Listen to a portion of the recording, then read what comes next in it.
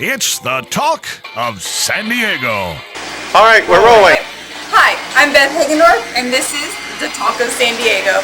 I'm here at South Bay Tropical Marine and Reptile here in Chula, Vista, and this is a latte ball python. Hey, camera up here. And today we're going to run around the store and see all that we can get into. So let's go. Come on. We're back, and I'm here with Mike Yacob. Mike, are you the owner of the pet store? I am. This is my store. Okay. And how in the world did you come up with owning a pet store?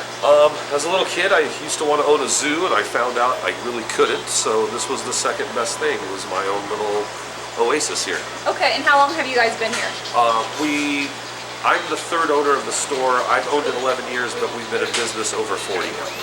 Okay. We're 6,500 square feet. We've got about a dozen employees.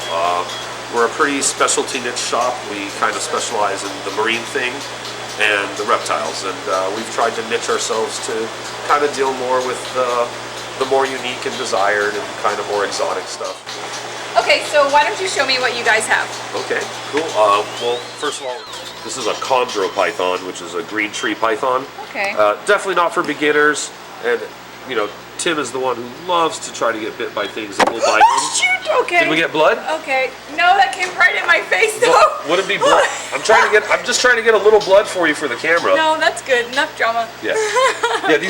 These make awesome display animals, but definitely not a good handling snake unless you've really been around snakes and have a pretty good hand on them. These guys are really cute lizards. Oh, he is cute in a blind way. Why does his eyes look like that? Well, because geckos have no eyelids. Oh yeah. Okay. Yeah. So, and being a nocturnal species, it's really important that he has those large bulbous eyes so he can actually see at night.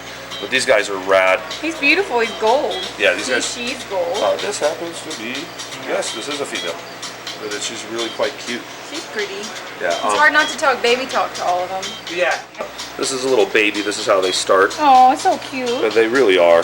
And these guys are really easy because they're one of the few species of animals that doesn't really require much as far as heat or any special kind of UV lighting, being a nocturnal. This is Beth with the Talk of San Diego, and we'll be back.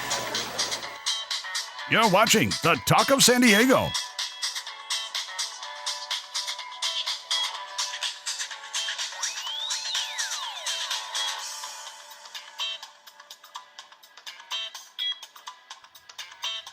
You're watching the Talk of San Diego, living proof of just how important getting a good education can be. And now, our program. And we're back with Studley. Tell me what Studley is.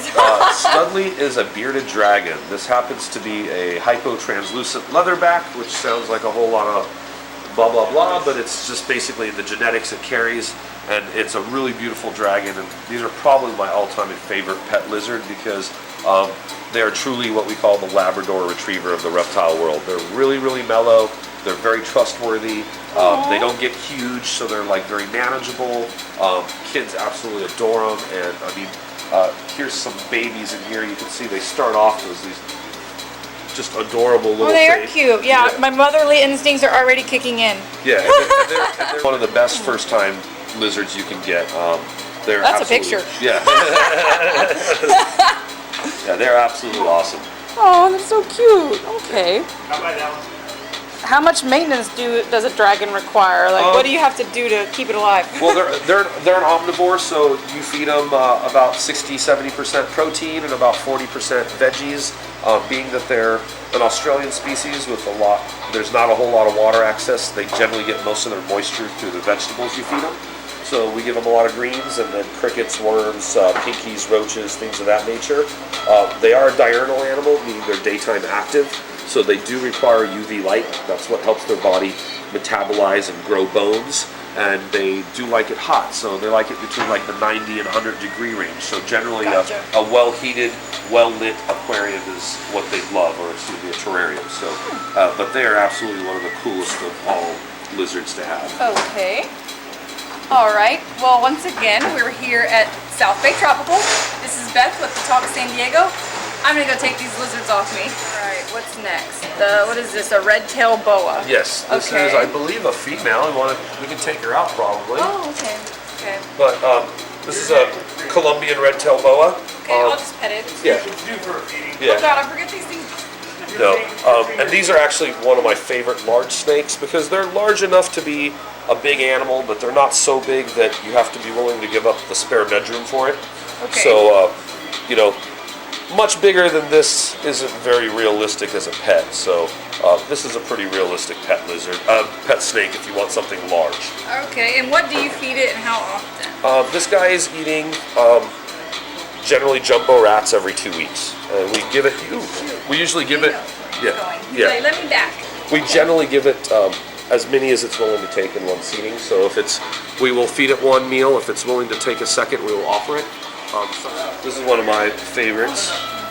This thing's a Sunglow. So this is a. Is that okay? Nothing venomous, nothing bites. No, okay. this is a baby boa. But this happens to be a hypo. This is what we call like designer morphs, which is what we kind of specialize in all the different like Sunglows, albinos, hypos, aneries, ghosts, which are all different names for genetics mutations that these animals carry. And basically the more genetics something carries, the more valuable it is. And also a lot of times it's the more aesthetic it is, because when you start mixing color patterns with patterns with colors, then you start creating some pretty neat looking animals. So a lot of models actually do photo shoots with snakes. So absolutely, very now popular. I will probably hit you up. Yeah.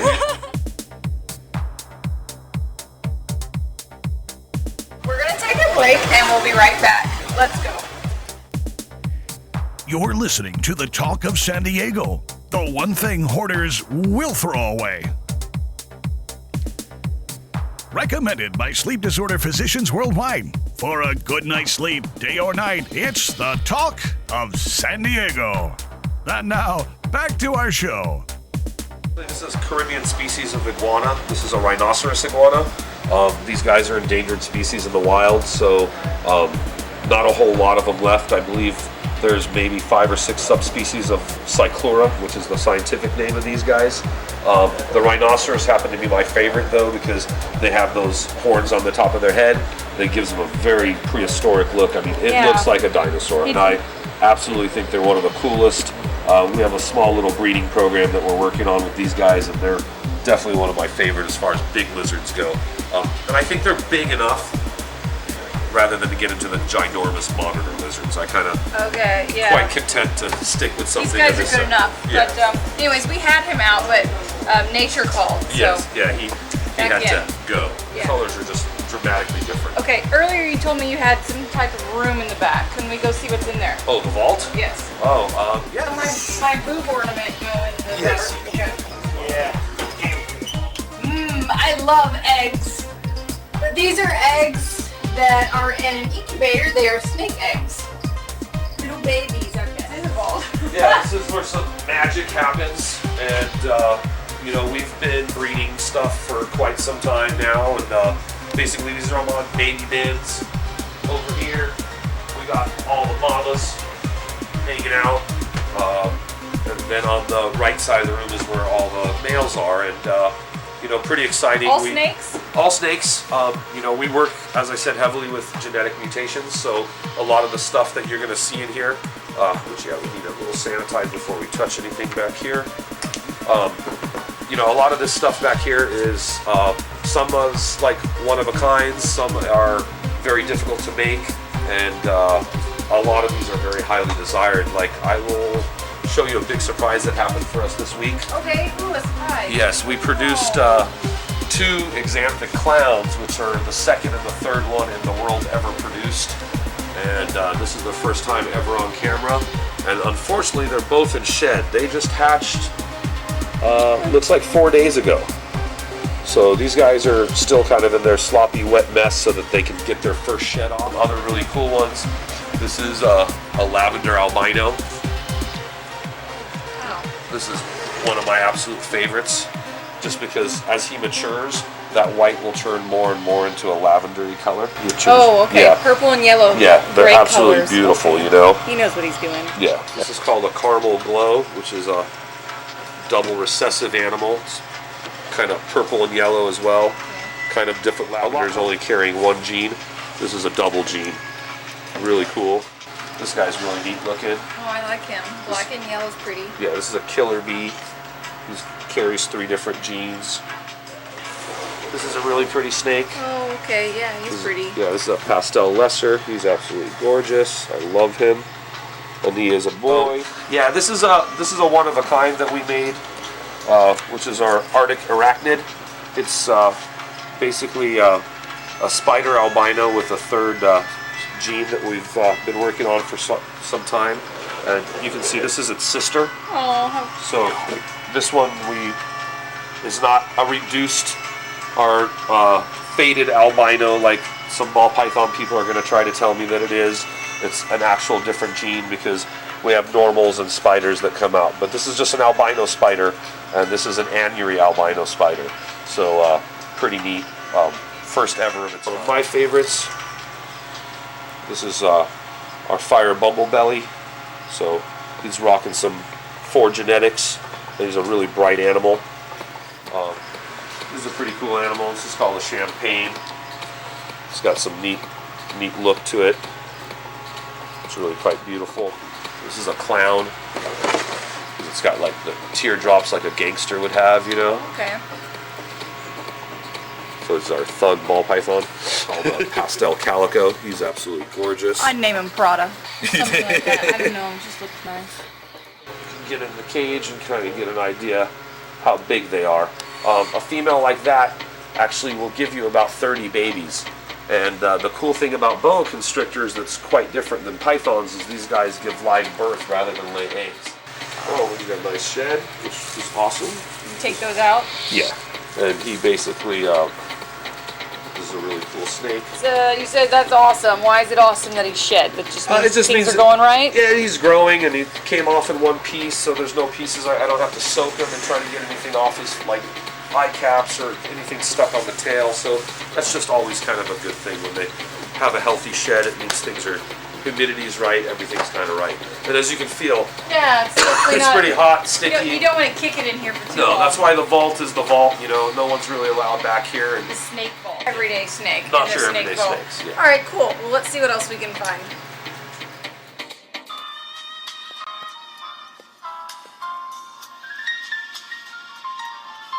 Okay. So you guys look like y'all have a ton of reptiles. Do you take any of them to like reptile shows around town, or? Absolutely, we do about a dozen reptile shows a year. However, my favorite show is coming up at the end of this month, which is June 31st and July 1st, which is the Reptile Super Show. It's held in downtown San Diego at the Civic Center. It's probably one of the largest shows we do all over the country. I mean, if not maybe the largest. Tons and tons of vendors, a lot of really interesting people, a lot of interesting things, a lot of great animals. Really kind of cool thing to check out. And it's for the beginner to the extreme, you know, experienced expert. And that's actually where we'll showcase a lot of the stuff that's from the vault, because a lot of that you have probably 10 to 15,000 reptile buyers that are specifically coming to this reptile show, which is great for us because we do have a lot of pretty cool, unique stuff that sets us apart. Reptile Expo. Yes. Pretty cool. All right, let's see what else is here. You're watching the Talk of San Diego. We're going to slow the mood down just a little so regular viewer Jason can get busy with his girlfriend Jennifer while his folks are in Cabo San Lucas. Good luck, Jason, and go get 'em, buddy. And now back to our program.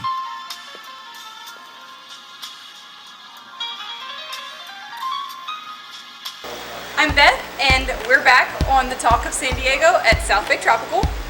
And Tim has two emperor scorpions. Okay, so tell me a little bit about the scorpions.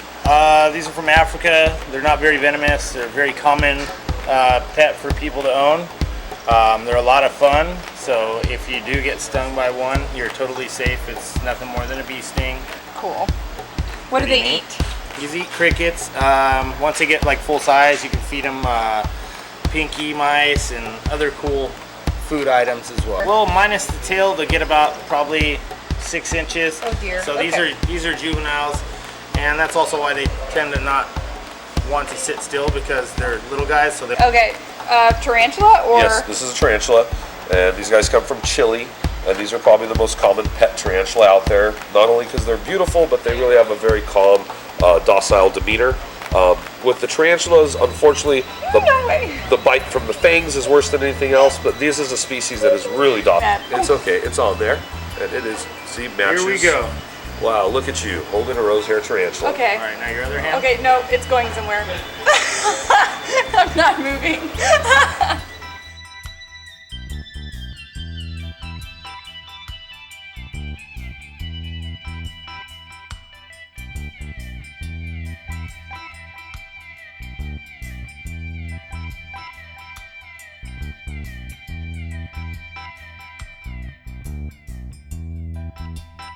Is that a That's a birdie? good one. It's a bird eater. Well, introduce that one to us. This is a steely blue bird eater.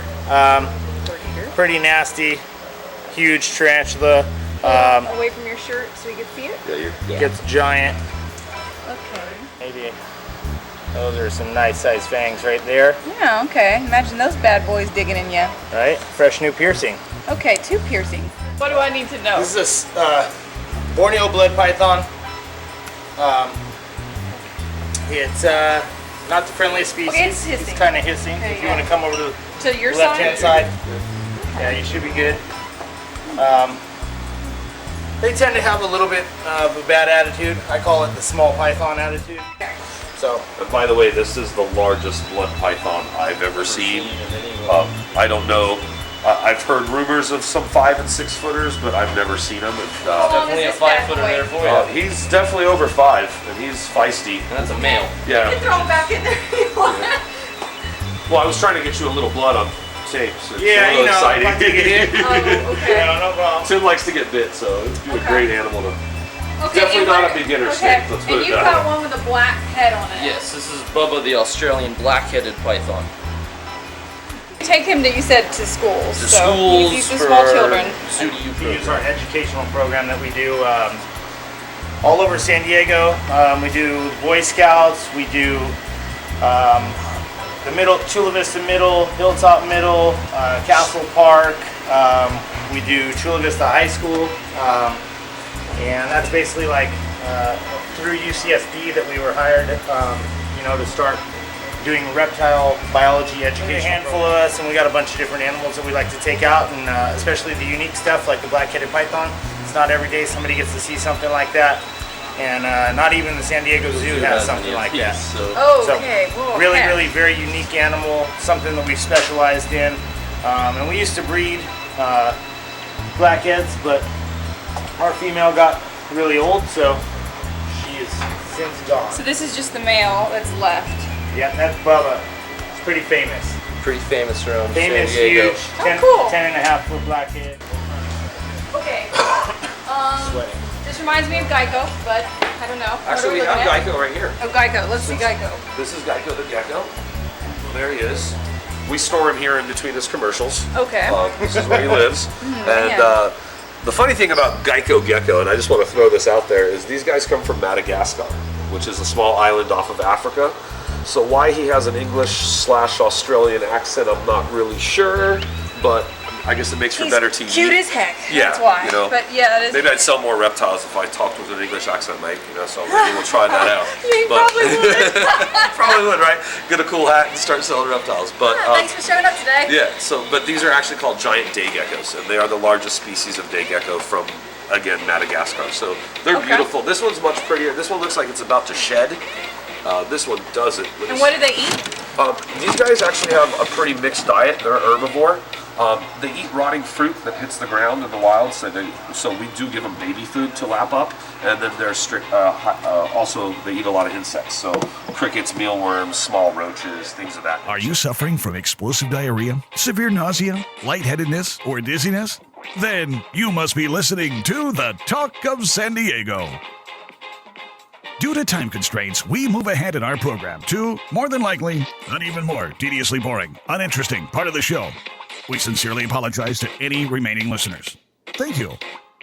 Cool. Well, first of all, we're kind of in our reef section, and these in here, if you can kind of see, is our aquacultured corals, meaning they're pretty much homegrown. They're not having been removed from the wild, so all this stuff has been mainly grown in here in the store or purchased from other aquaculture sites. We're kind of proud of our little coral farm.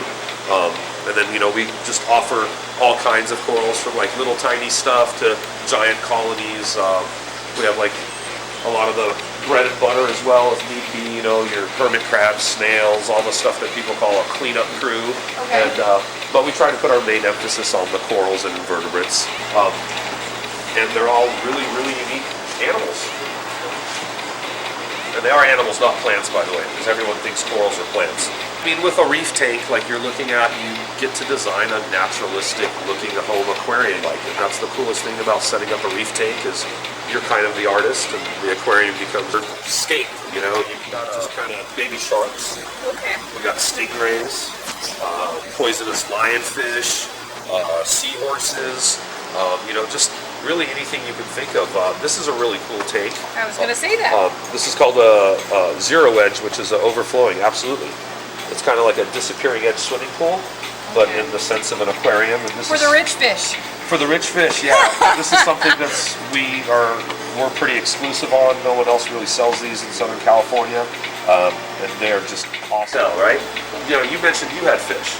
I did. Aren't these the back in Texas, I have African cichlids. Cool, which is, we have an entire wall of African cichlids here, which are... There's freshwater, so we are switching to freshwater, yes, right? We are now. And these are actually would be my favorite freshwater fish as well, because they're the most colorful. You can kind of crowd them more than other fish, so they do real well in large schools, and it gives for a very active aquarium. These are all like community fish, and these are all live plants in here, and I mean, it still makes for a very pretty tank for someone that maybe... The clown loach, that's one of my faves. And they're gorgeous. Yeah. And, for someone who doesn't want to necessarily put the work into a marine aquarium, you can still have a gorgeous freshwater tank, but just like anything, you have to do it correctly. You have to start somewhere. Exactly. Maybe better for the kids. Oh, I love this one. That's a South American, right? Jack It is. Dempsey? Yeah. I used to have one. Yeah, that's a powder blue, they call it, which is kind of a hybrid. Okay. Well, I've had my fill of fish. We're going to take a break, and when we come back, we're going to go to the reptiles.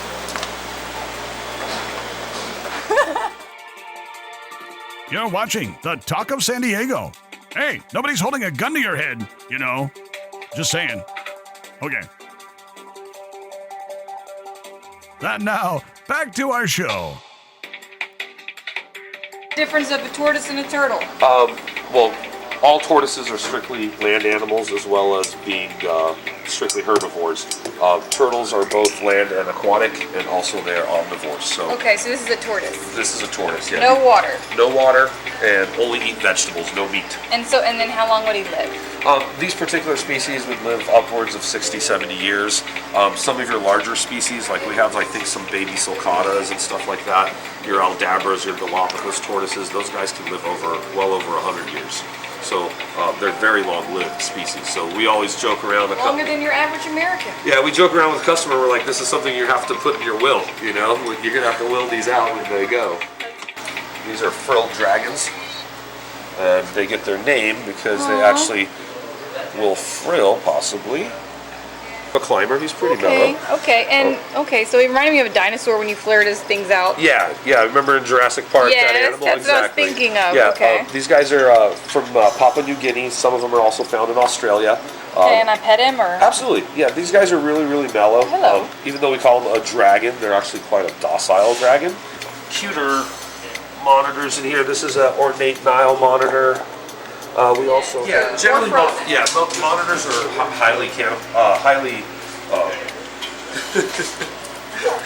they love meat. They like meat. Carnivores. They're carnivores. They like protein. Hey, I just got hired yesterday. Sorry. But, They like protein. yeah, beautiful green iguana. He's a male, and he's really a cool guy. Strictly vegetarian, so he's probably will outlive me maybe. Dart or dwarf? There's dart frogs. Okay. Just like in Ace Ventura Pet Detective 2. Exactly. Okay. Yep.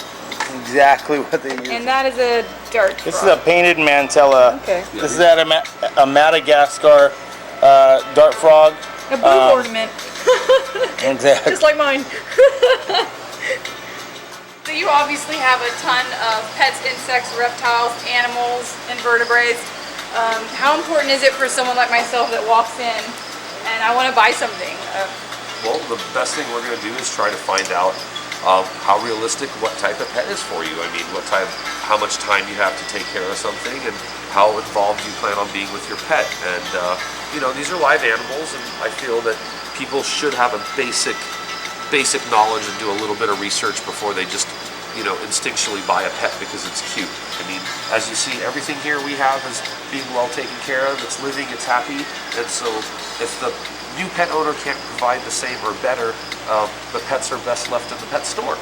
So you really try to make a good fit for the buyer and make sure they do their research? Absolutely. You know, there's the right pet for the right person. And you know, some people are snake people, some people are guinea pig people, some people love big parrots and macaws, and you know. Some people like a little dragon. Yeah, absolutely. And food ornament.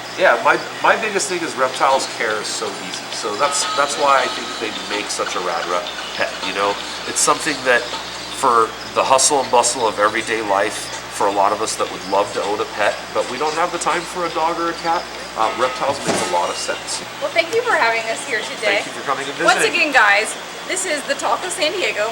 We're at South Bay Tropical here in Chula Vista. This is Mike, the owner, and I want to thank you for letting us come and run around your store. I loved it. It was great. Well, Bubba and I are going to take off. Thank you again for watching the Talk of San Diego here at South Bay Tropical. I am Beth Hagendorf, and most importantly, go to your computers, get on Facebook, yes, Facebook, and like my athlete/personality page. Thanks, guys, and I'll see you next time. Oh, there was a bite. That was a bite. More people that like my Facebook, the better. There you go. Okay, so where am I holding this thing? You're back on the Talk of San Who's back? Diego? We're You're back. Not you're back. We're back. Oh, we're back. Yeah. You're back with the Talk of San Diego. I'm Beth, and I'm here. I'm no need to do the whole thing. Do I have to plug the whole thing, or just okay? Nah. Okay, we'll do it one more time. All right. Okay. Blooper reel. Already sweating. Oh, you're so sweet. I think I should be able to get it. South Bay. You won't. Marine Reptile. Everywhere we go usually has about 6 words in the title. And I didn't say Chula Vista, did I? I want to say Chula Vista. But Chula We'll wanna. plug it eventually though if I don't get it at the beginning. And it's a latte ball python. Ball python. Name isn't latte. And this is Latte, a ball python. And this is Latte, a pretty ball python. Wanna try that again? Yeah. Perfect. What is it a ball python? It is a ball python. Oh god. Rewrap. Okay, its name is what? Oh no, we're good. Thank you. Its name's what? Latte. It's a latte. Latte ball python. That's it. It's a No latte. one named it yet. Okay, wow. Dead time. Dead hair. Dead puppy though, you can cut that out.